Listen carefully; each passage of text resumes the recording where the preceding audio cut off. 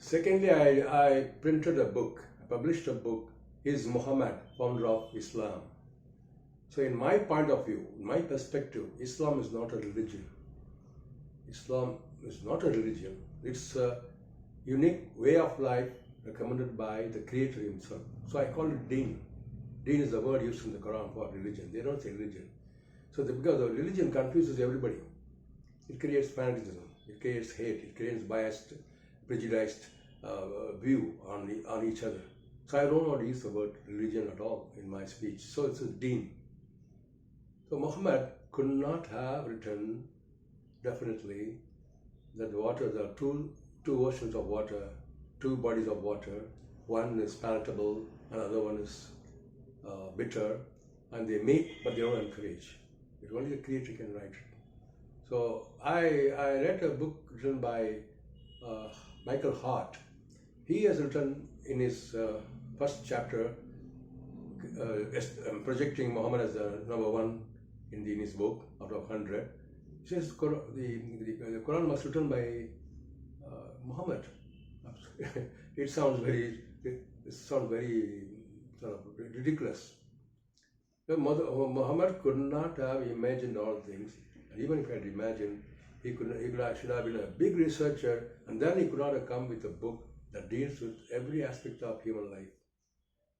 So I countered the fact that Muhammad is not the Muhammad is not the founder of the religion or founder of Deen, the right way of life, and he did not write the Quran.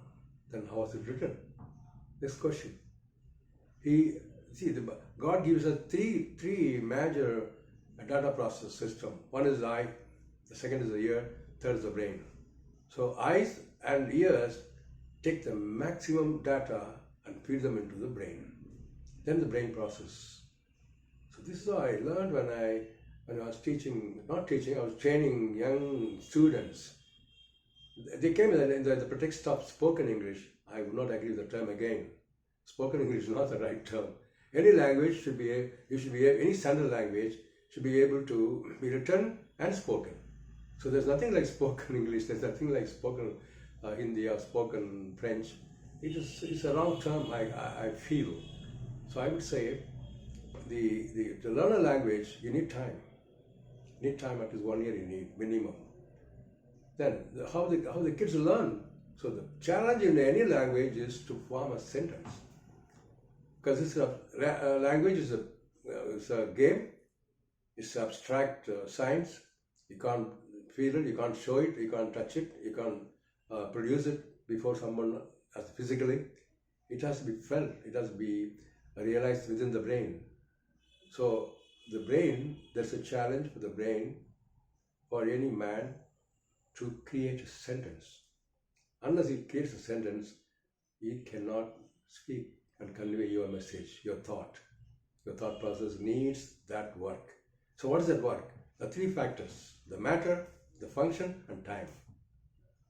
So the Englishman, after much of hard work and research in his universities in England, has converted the English language into a software. I realized it because I do a lot of research on language also. He places the subject first, then he brings the action. In the action, he introduces the time. So these are very important. These three factors: matter, function, and time.